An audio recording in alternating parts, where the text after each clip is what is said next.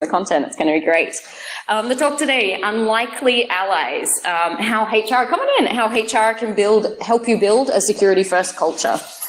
First of all, thank you so much for coming to this. I know that it's a bit of a hard sell, actually, HR at a security conference. So bear with me, and I'll let you decide at the end of the session whether actually my discipline can bring anything to yours, okay? And feel free to vote publicly on the interwebs about whether or not I have things to help.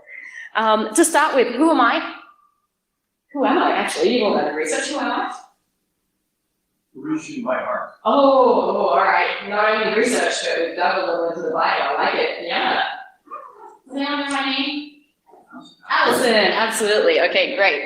You might have realized this isn't your typical security talk. There's going to be a lot of audience participation. Okay, great. My name is Alison. I'm the head of people at a company called Screen. Has anyone here heard of Screen? Fabulous. That's very exciting. 2 out of 40-ish. That's great. Okay. No worries. We'll get to that. Today, I look after hiring and human resources for a team of about 60 people, okay, in Paris and in San Francisco. I am neither French nor American. Does anyone know where I'm from? Australia. Yeah, you're going to be quick. Yeah, thank you. You've picked the accent. I've tried hard to get rid of it, but it just sticks. Okay. Come on in. So indeed, I am Alison. I am Australian. I am from a suburb called Cherrybrook. Who here has been to Cherrybrook? Nobody. Of course nobody has been to Cherrybrook. Cherrybrook is a very tiny suburb in the northwest of Sydney. I spent the first 15 years of my life there. Come on in. Convinced that nothing of any consequence would ever happen to me. Okay, so that's Cherrybrook for you. Gives you a lot of time to imagine things, okay, and to basically work a curious mind.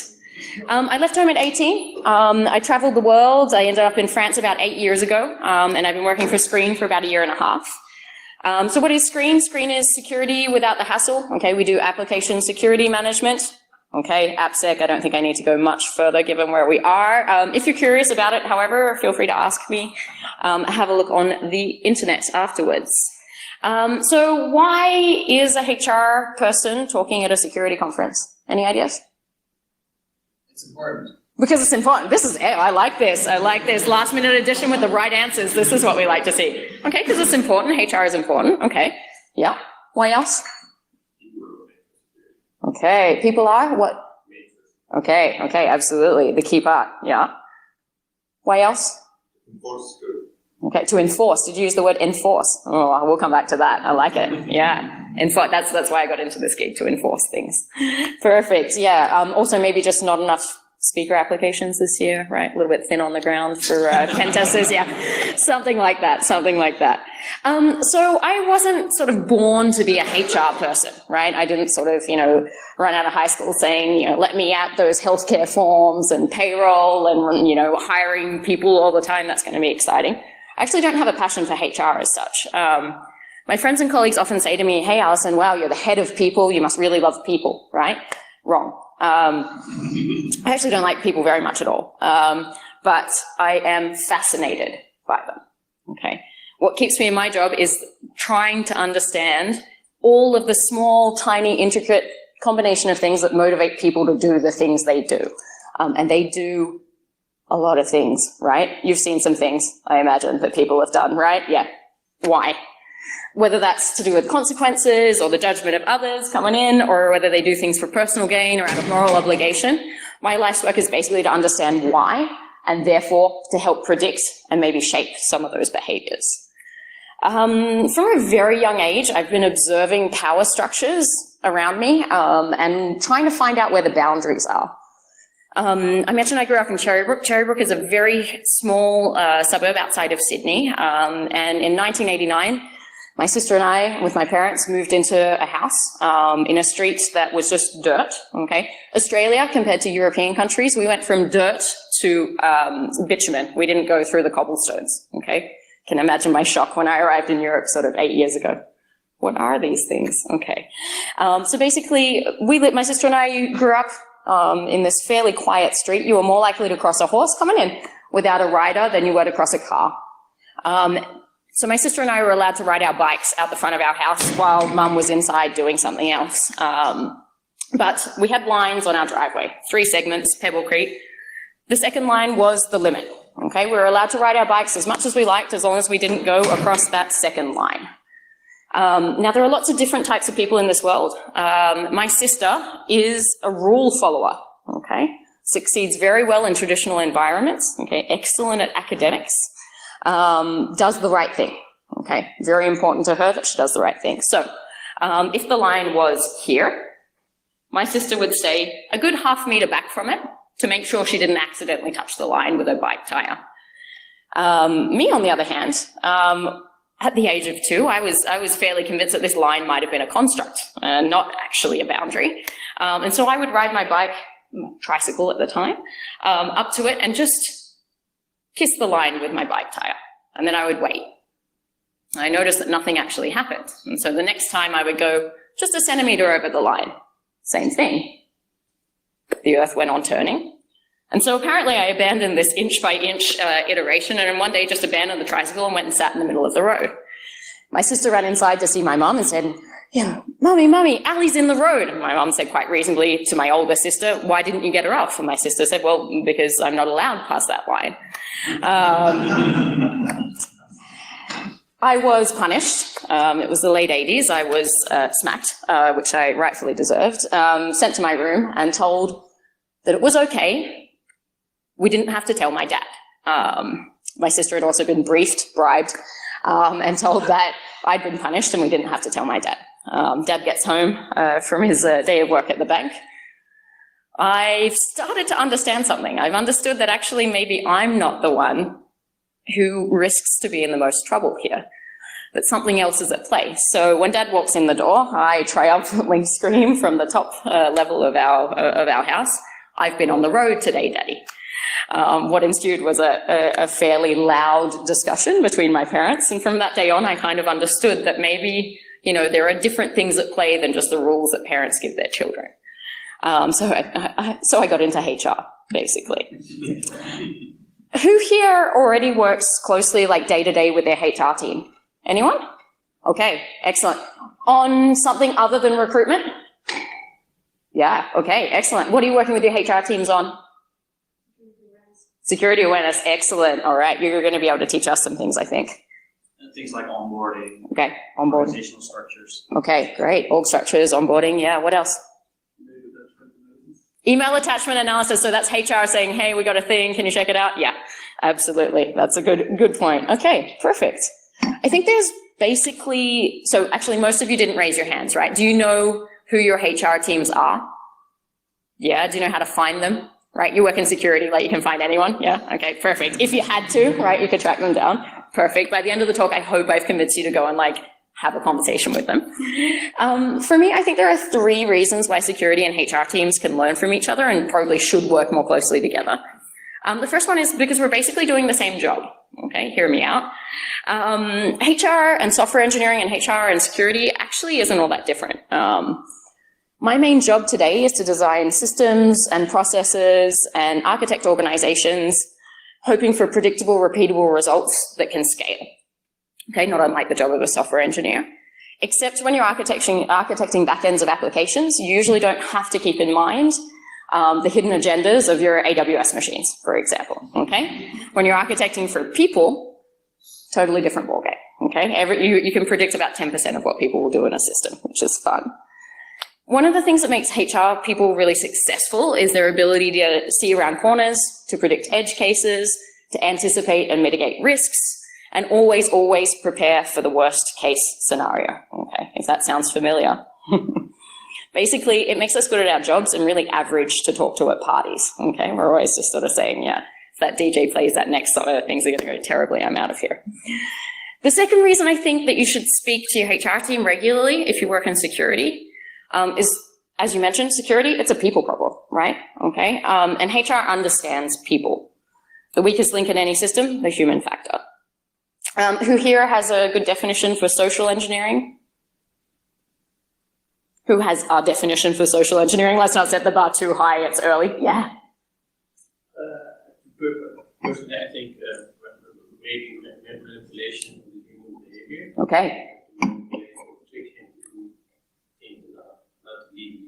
Okay, all right, I like it. Manipulating people to do things, potentially things that are illegal or things that are not allowed, absolutely. A nice definition I like for social engineering is the art, or better yet, the science of skillfully maneuvering human beings to take action in some area of their life.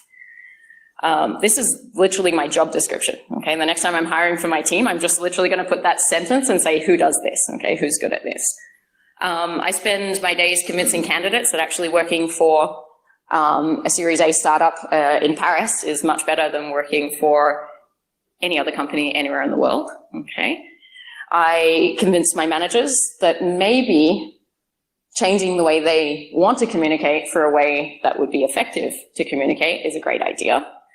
I sometimes plant seeds of ideas in leaders' heads so that a couple of months later, when they come out with a great new initiative, it is the thing that we should do and not the thing they maybe first wanted to do. And then I try and understand how people in the team respond to praise versus feedback versus reward.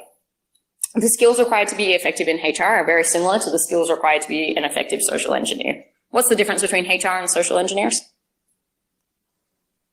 The intention. Oh, nice, the intention, yeah. That's a very diplomatic way to put it, absolutely. What I've written on my slide here is one uses their power for good. But I won't tell you which, okay. Nice. We know that social engineering, by its very nature, encourages users to step outside of a normal process or procedure, okay? So it's not that we didn't have a process or procedure, it's that we managed to circumvent it. Enlisting HR to help you understand and predict specifically what might motivate person A or person B to deviate from that system can be helpful.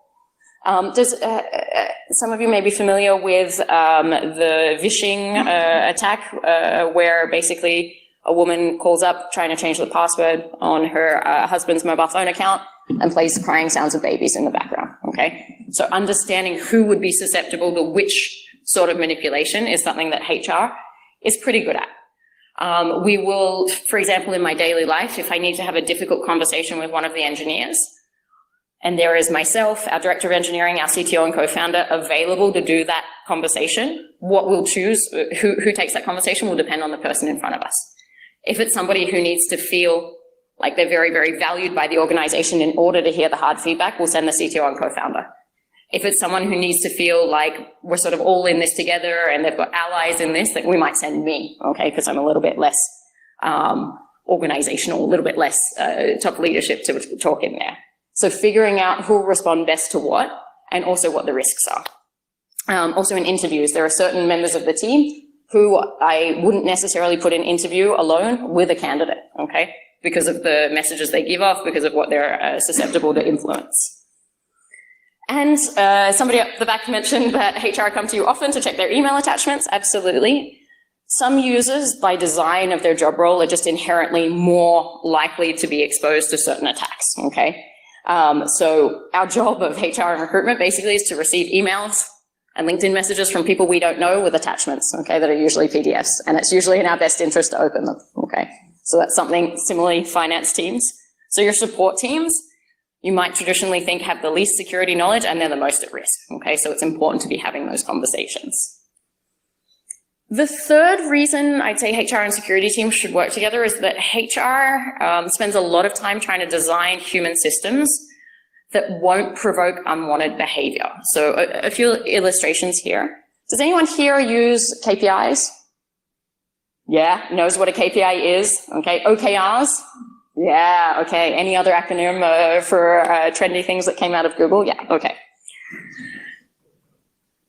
The idea behind KPIs or OKR, does everyone know what I'm talking about when I say KPI? Okay, so like SMART goals, if you will, if we're still in the early 2000s. Okay, so basically a way of designing objectives that we can quantify and easily measure success against. It's not a bad idea in theory. Do they work well in practice? Yeah. I mean, it depends is about the most positive answer you can get, right? When you ask about OKRs and KPIs, right? Is it a good system? If the answer is always it depends, probably not, right? So does anybody know much about the Australian Ambulance Association? Fair. Are there any other Australians in the room? All right, that's fine. Totally fine. Nobody's worried. All right, great. So the Australian Ambulance Association, what do you think their main job is? Why do they exist? What's their reason for being? You said ambulance association. Yeah, so basically they control all the ambulances in Australia. It's not a trick question. They're there to save lives. Okay. Yeah. You're not a lobbyist. They're not a lobbyist group, correct? Indeed, they are actually just doing the work. Yep. Probably also, a little bit political, but they're doing the work. So the Australian Ambulance Association, basically, their one goal, their reason for being is, basically to make it so that less people die. They decided to borrow from the private sector, and they wanted to look at basically some efficiency measures that they could put in place. They basically tracked their stats, and they noticed that when they attended to an emergency call, within 9 minutes, that the outcomes were drastically better. Okay, outcomes in this case meaning less people die. Okay, we're not talking about bottom line revenue, we're not talking about bugs in an application. Okay, we're talking about less people die. Better outcomes if you respond to a call in under 9 minutes. So they thought it would be better if we respond to more calls in under 9 minutes. Okay, and one of the ways they thought they would do that was to explicitly say that. Okay, we can't improve something that we haven't aimed towards. So okay, let's tell all the ambulance drivers that they are to respond to calls from the moment it hits them from dispatch in under 9 minutes. Okay. In order to incentivize this, they said that basically the ambulance teams who respond to the most calls in under 9 minutes, who have the best stats on their KPIs, get to choose which shifts they work. Okay. Ambulance working, as you can imagine, accidents never stop, so they work round the clock, weekends, nights. Okay, and basically it's very attractive to be able to choose when you work. After a month of this system, they measured the results. And they saw that they had indeed increased the number of accidents that they attended to in under 9 minutes, which was excellent. That was the goal. They also noticed a spike around 18 minutes and around 27 minutes, which they previously never had before, and an overall spike in the death toll. And they were trying to figure out what was going on.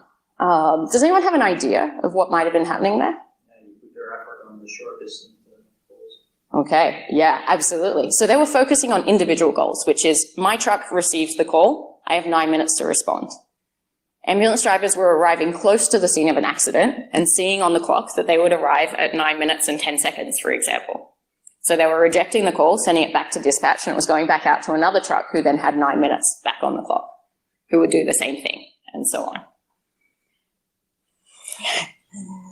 It sounded like a good idea, right? It sounded like a good idea, but because of the human factor and because of the motivations that they had and because of the short-sightedness by design of the system, these ambulance drivers, they do this work because they want to save more lives, right? The system didn't put them in a position where that wasn't in conflict with their personal goals. Thankfully, most of us are not necessarily doing work that has such high stakes, okay? What we're doing is important. Internet security is extremely important, and as we saw in the keynote this morning, can have real life human consequences. That said, most of the time when we're setting KPIs for our security teams, for our engineering teams, we have a little bit more room for error, which thankfully. What we try and do in HR is make sure that we don't have too many of those systems that produce the wrong result, okay? It's one reason why at Screen we don't have variable salary for anyone in the team, okay? Theory of variable salary, if you achieve your goals, you will be paid more money. I do recruitment as part of my job. If you say to me, hey, Alison, at the end of the month, you'll have more money if you recruit 10 people this month. Who thinks I'll recruit 10 people this month? Yeah, oh, the rest of you not that convinced I can. All right, nice. Thanks, team. Thanks, team. I'll have 10 people by the time we're done. Yeah, I'll recruit 10 people. The right people, well, maybe not. Will they still be here in 6 months? Probably not. Doesn't matter. I did the thing. It was very measurable. Okay, so then you start to say, okay, Alison, let's get a bit smarter. You're going to recruit 10 people this month, and after 18 months, 90% of those 10 people will still be here. All right.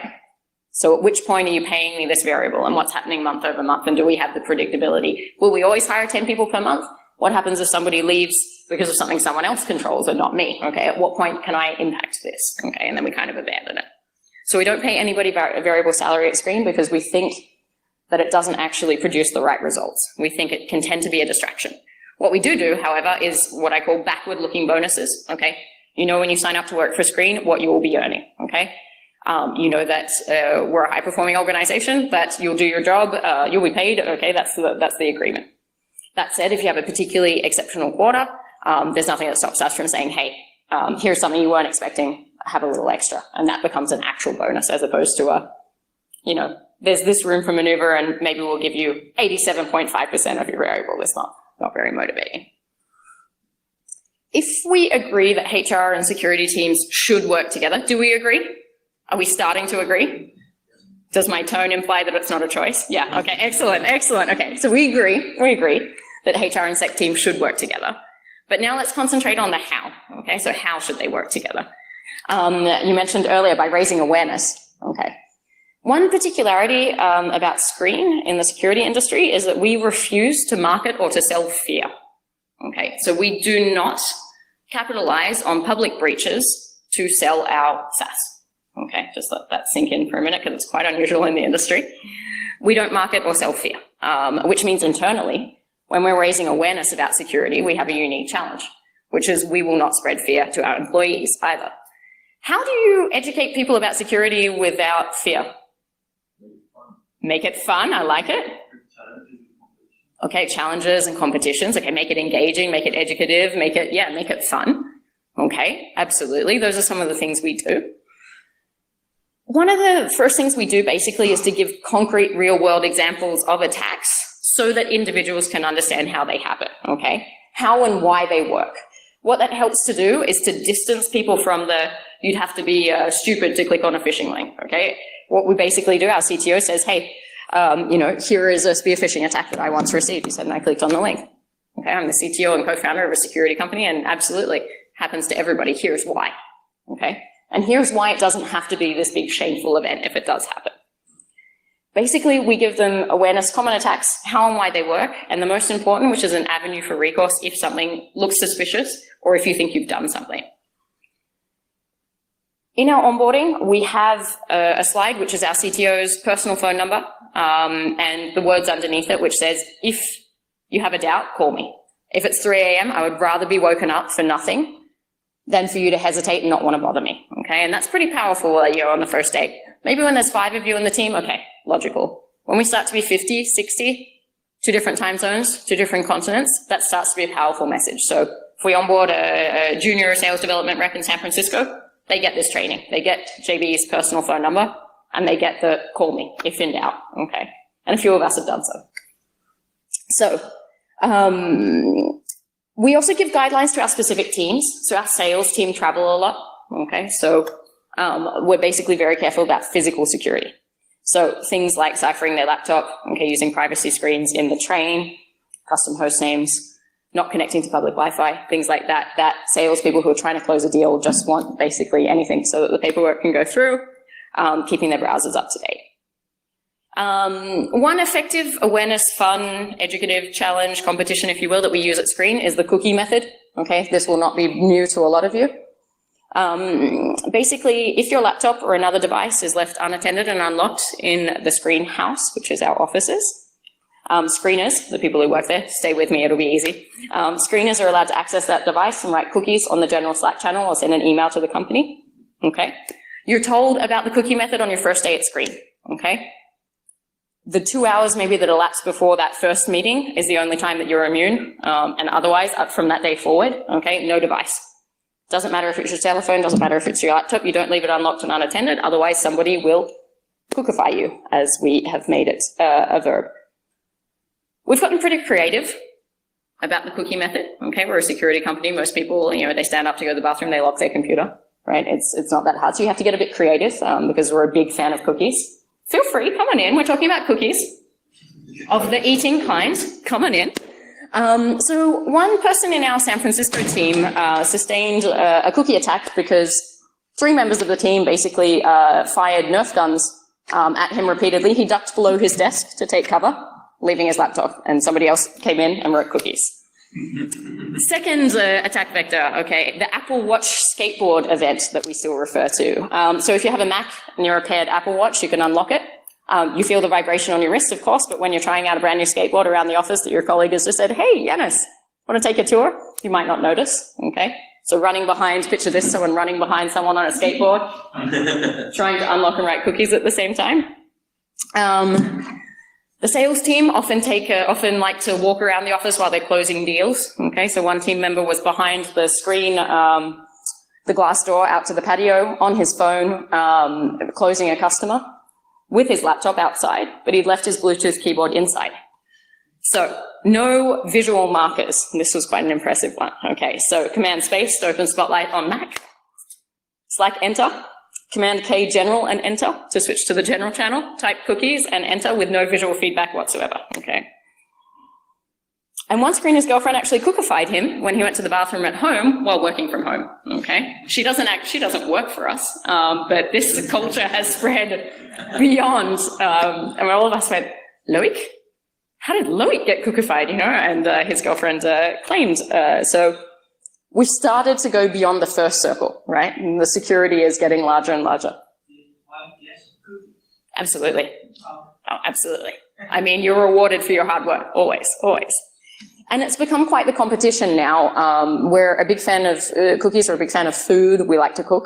So each time somebody is cookified, the challenge is to raise the level of what gets brought in. Okay, so it's started to get a little bit ridiculous. I'll have it known that in 16 months working at Screen, I have never once been cookified. That is a challenge. My laptop is here, it is not connected to the Wi-Fi. Fabulous. Beyond that, we also do security-themed hack nights at Screen, where a member of the team basically takes 2 days and prepares a security-type challenge for all of us to work on for sort of 3 hours at night. One of them, my favorite one, was learning how to execute a DDoS attack. I got into security very much by accident. I was teaching English to a lot of people in business in France when I first moved from Australia. And I ended up teaching English to an entire department of engineers. And I had the head of infrastructure as one of my first students. And he came in and he was explaining to me why he hadn't done his English homework. He said, well, listen, you know, I was up all night responding to an incident. We had a DDoS attack. I said, okay, no problem. Your homework was to explain something specific about your job, so we're going to do that today. He said, you're not going to ask me to explain a DDoS attack in English. I barely have the words. I said, that's exactly what we're going to do. So he spent 15 minutes in a mix of French and English, basically explaining to me that if you have a lot of computers, okay, but not actual computers, okay, they might not be real computers, and all at once they send a bunch of traffic to one server, that you could crash a website. I started to ask him questions. I said, how many computers? I said, how much time? What sort of websites could we take down? And quite inadvertently, he gave me a sort of intrigue into the industry and how things could work. So when I joined Screen, one of the first things I said was, okay, we agree if I join a security company, you'll teach me how to do some cool things. Yeah. And the CTO said, well, listen, I can't explicitly hand you the tools to doing anything illegal. Of course, we wouldn't do that. But if by chance, over time, you know, we taught you enough that you then went and made a decision on your own, that would be fine. So my favorite hack night was DDoS, learning how to execute a DDoS attack. I was very disappointed to learn that for a very small sum, I could actually just pay somebody to do it. I know, it was very sad. I wanted to do it myself, but also not go to jail, right? Which is sort of the story of my life. Conflicting desires. So apart from the hack nights and the cookification, we have a great onboarding for security. We use, PagerDuty has a really great phishing training, if you've ever seen it. Very interactive, basically phishing or not phishing, which is good fun for teams. Everybody can play. And it came in handy actually last night. So every quarter at Screen, we do a Q3 of a quarter release demo day. Okay, so whatever the teams have been working on for 3 months, we invite customers, we invite prospects, we invite our investors, we invite the general public to come to our offices and to basically see what we've worked on for 3 months. Our co-founders are formerly from Apple, okay, so there's a little bit of that echo there as well. It's a big day, it was last night. I was watching remotely from my hotel room in Amsterdam, and right after we finished the demo, I received an email from Pierre, our CEO, subject line urgent. Hey Alison, do you have time to do something really quickly for me by mail? Okay. earlier that morning, Pierre had actually sent me an email that was very similar to that. Okay, we were trying to close a vice president of marketing in San Francisco who needed to give notice by 3 p.m. CET. Okay, and we had all these things moving around, and San Francisco wasn't awake, couldn't call our lawyers, couldn't get board approval for shares and things like that. It came in handy that I'd had this phishing training pretty recently. It also came in handy that one other piece that I'll talk about, which is emotional intelligence. Okay, say if I were a highly strung, type A, overachieving HR manager, there's a chance that seeing his urgent email at 11 p.m. last night when I'm traveling would have sparked something. Okay, it might have sparked my fear that I'd done something wrong, or it might have triggered my imposter syndrome, or it might have triggered me into saying, okay, whatever it is, I need to drop everything and do it now. Thankfully, I am none of those things, or at least I'm aware of those things, okay? And so the first thing I did, obviously, was text him and say, hey, Pierre, and looked closely and saw there was an extra R in Pierre in his mail. In another company, without that kind of fun, memorable phishing training, I probably wouldn't have made the link. I also did that training 16 months ago. It turned out everybody in the company had received some sort of a phishing email right after our demo, which, if you want to know if you're doing interesting things, that's a good validation that we were doing interesting things, and that our Q3 demo was quite a success. I won't say any more. If you're interested, come and see me later. We also offer, in addition to this type of training, we also offer a cross-device password manager as a perk. Because we don't hire a lot of security professionals, 90% of the employees at Screen had never worked in security before. Okay, we have a very small team of security engineers, 3 people. Everyone else basically is either a software engineer, sales team member, product, or support. We do that on purpose, okay, because we're not building in the old way of things, we're building in the new way of things, okay? So everybody's starting out in security, which means we carry a higher risk, which means awareness and training is big for us. But the most powerful thing security teams and HR can do as a group effort is to establish a security-first culture. I might just say, just a little parentheses here. What is culture? Because people get really confused about what it actually is and isn't. What is a company culture? Any ideas? The norms and the basics. Okay, the norms, the basics, absolutely. Values. The values. Everybody understands and believes and follows it because they feel like they have to follow it from themselves. Okay, internal motivation, okay, it feels like the right thing to do, okay. Attitudes, yeah. Goals, yeah. Yeah, nice. Netflix defines it pretty well. They say it's basically what gets rewarded, tolerated, and punished. Okay, what are the things, so the norms, so what just goes on all day, every day and is okay? What sort of jokes can I make in the open space without retribution? Who gets promoted, who gets fired and why? Who gets hired, who doesn't and why? Having a security-first culture sounds like maybe we have like a multi-door system at Screen with like retina scanners, right? Security first, all right? Everybody through here. That we keep our office address offline. You know, nobody knows actually where we're hiding out doing the security. That we keep all of our Apple accessories under lock and key at all times. That we have a strong email filter. On that subject, one of my very first, I'm so excited you got to use your sign, 10 minutes team. That's all right.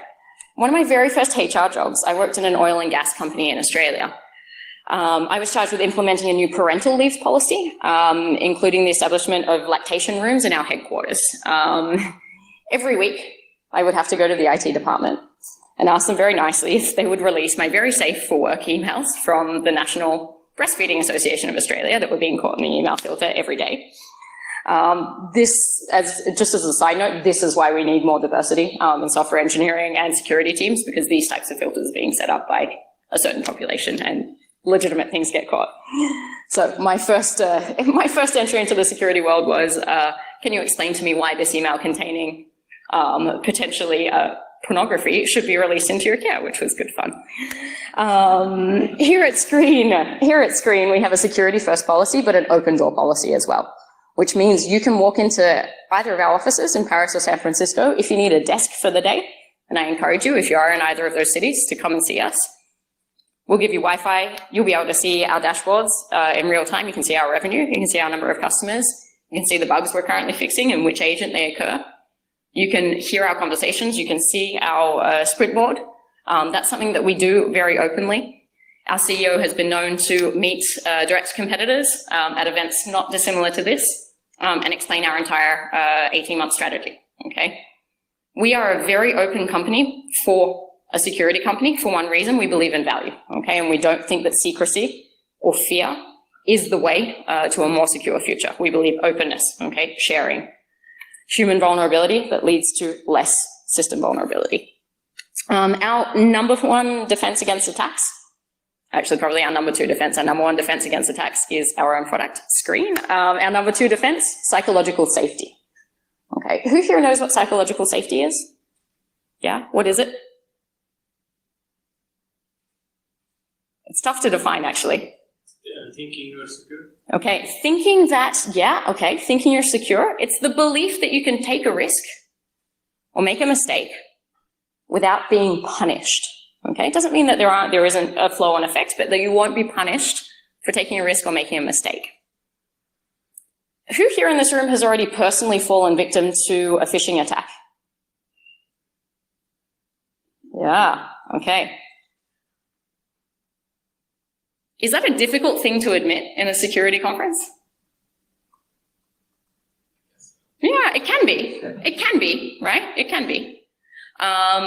My feeling is the real number is actually a little higher than hands that were raised. We haven't necessarily, I've tried, but we haven't necessarily established a culture of psychological safety here today. Give me another half hour and maybe I will. But basically, if we have a lot of cultures in engineering and technology and security that are very based on the fact that our knowledge will protect us, okay? We are good at our jobs. We are smart. We are smarter than most, okay? There's no way I would fall for something like that. I have such good training.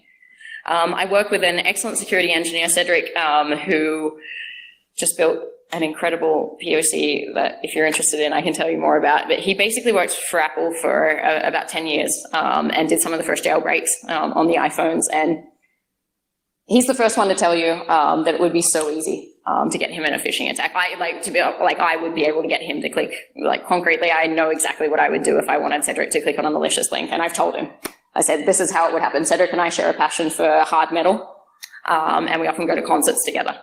Okay, super easy. Hey Cedric, I just took a ticket for this concert. If you're interested, click the link, buy one too. Okay, super easy. Because, why? Okay, closeness, vulnerability, also feeling of belonging, things like that. He now only ever buys his own tickets and tells me he'll meet me there, but that's a different story. Psychological safety is required, okay? You're fooling yourself if you think you can have rules and punishment and also have a secure technology company, anything like that. The ability to say, hey JB, our CTO, I think I downloaded a harmful file yesterday when I was traveling. Can you take my machine and look, I changed my password already, but can you just see what happened? And know that I won't be punished. I won't be ridiculed, okay? And that at the end of the day, it'll be used to teach other people something.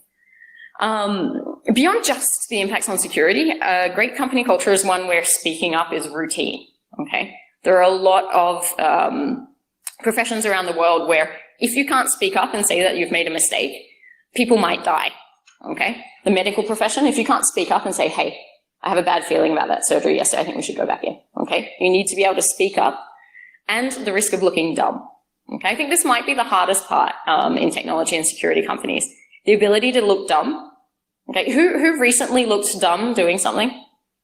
Yeah. It's not a great feeling, right, when you're an adult? You kind of hoped you might have less. Some of you like it, apparently, like looking dumb. I like it. This is great. Security first, looking dumb. I don't love looking stupid. Unfortunately, life tends to lead me to a lot of situations where that's the case. I recently learned how to ride a motorcycle. Now, I hadn't ridden a bicycle in about 15 years, and I don't have a driver's license.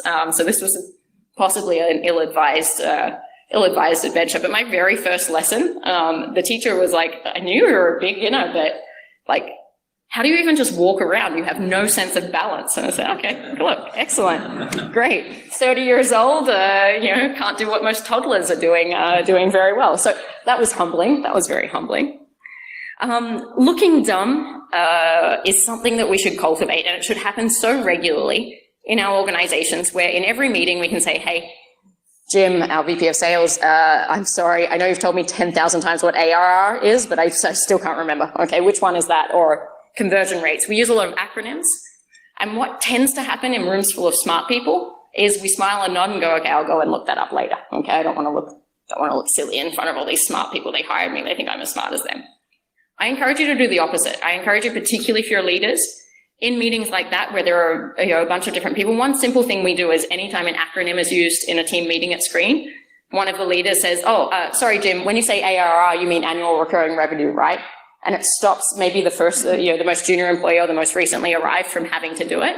But because they've seen the leaders do it, okay, it's fine, it's normal. So we do a lot of things publicly to make sure that becomes a norm, okay? That becomes the right behavior. We share on our Slack channel screenshots saying, hey team, be careful, I think this was a phishing email, okay? We share that and everyone kind of claps and everyone's like, wow, good catch, great. Okay, we'll go and have a look. Psychological safety is the ability to be vulnerable, okay? If you want to remember one thing about the talk, psychological safety, the ability to be vulnerable. Vulnerability in humans is good for avoiding vulnerabilities in your systems and technology, okay? Vulnerabilities, okay, OWASP top 10, bad. Human vulnerability, good. Thank you very much.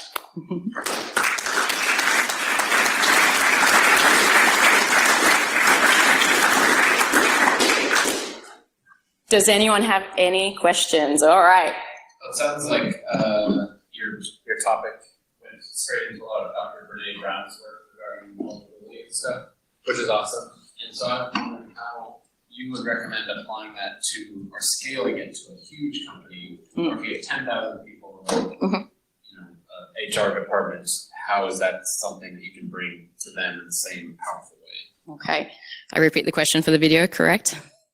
Yeah, fabulous. Okay, so the question was some echoes of Brene Brown's take on vulnerability, which, by the way, hugely flattered. Big fan of hers, so love that that's coming through. The question was, how can you scale this sort of thing, or how can you roll it out across a 10,000 person company as opposed to a 50 person company? Yeah. I think it comes back to the same things. It comes down to things happen very quickly. So we speak English in the office, despite the fact that like 70% of the people are French. It takes one conversation in French in the open space for that to catch fire, and all of a sudden everyone speaks French all day. There are certain things that have like an exponential impact. So it's things like, in that big organization, it's obviously leadership alignment. It's saying, hey, we're making vulnerability, human vulnerability, a hallmark of how we hire, how we onboard, our employer branding. This is where HR can kind of go full employee cycle, okay, and roll that out from, hey, the messaging we do about Screen is not, we are the best company in the world. There is one company who does that messaging, it's Twitter. I would not necessarily think that Twitter actually has a great psychological safety culture from what I can see from the outside. It's very hard when you have claims like we are the best, okay. At Screen we say, hey, we're doing a bunch of things that we think are pretty interesting, but there's a chance there's things we're not doing. Come on in and help us learn about them. So I think it's across that whole chain, leadership buy-in, and I come from a background of change management. It's always about figuring out who the influencers are. And if you find in a 10,000 person organization that your main influencers are the opposite of the culture you're trying to instill, there's two options, right? One of them is clean house, and the other one is accept that your culture probably won't change. All right. Thanks a lot. Thanks, team.